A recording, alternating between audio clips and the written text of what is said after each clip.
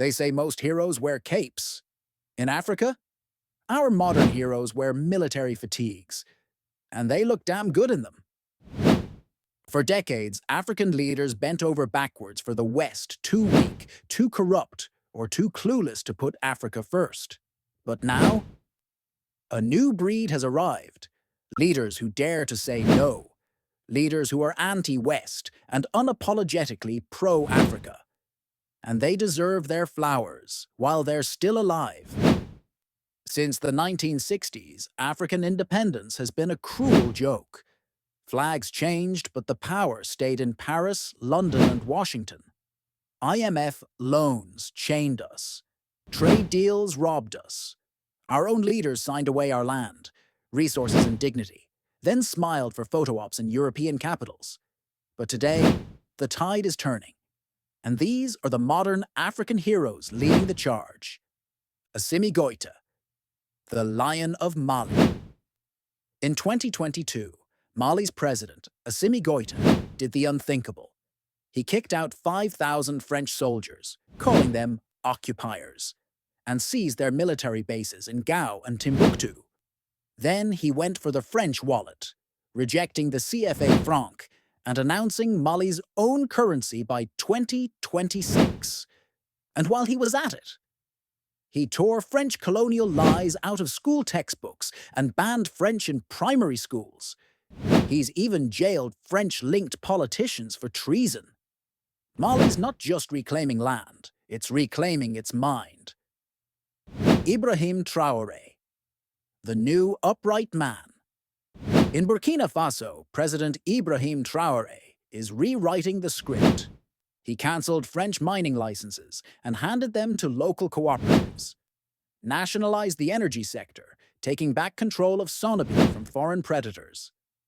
He signed a Russian nuclear deal to build West Africa's first nuclear plant, something the West never wanted Africa to touch.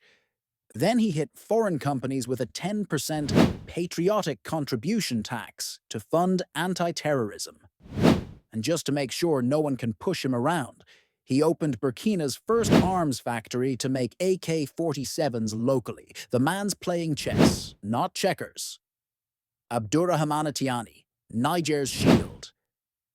General Tiani of Niger went straight for France's jugular, uranium. He seized the mines supplying 40% of Europe's nuclear fuel. Then he shut EU aircraft out of Niger's airspace, tore up EU migration deals, and ignored ECOWAS sanctions like they were spam mail. He's building a $400 million oil pipeline with China bypassing French-controlled ports and writing his own terms for Niger's resources. That's how you turn a poor country into a player. Netumbo Nandi-Ndaitwah, the Iron Lady of Namibia. And now, my favorite hero. Because most heroes wear camo, but Namibia's Vice President Netumbo Nandi-Ndaitwah wears a mother's grace and a warrior's resolve. She stood with Niger's coup leaders in 2023, calling it a legitimate revolt against neo-colonialism. She refused to join US-backed condemnations of Mali and Burkina Faso. In 2024, she banned raw lithium and rare earth exports, unless they're processed locally, mirroring Zimbabwe and DRC's stance. When German companies underreported diamond revenues, she threatened to yank their licenses. She defied the IMF's demand to cut fuel and food subsidies, calling austerity economic genocide, and instead raised taxes on foreign mining firms. She imposed quotas on EU fishing fleets to protect Namibia's waters and called out Western climate hypocrisy at COP28. And my personal favorite, she told the US, if our people must jump through hoops to visit America, Americans will face the same hoops to visit Namibia. Why this matters? These aren't just policies. They're battle cries. For decades, the West has treated Africa like a buffet of resources. Uranium from Niger, gold from Mali, cocoa from Côte d'Ivoire, while feeding us scraps.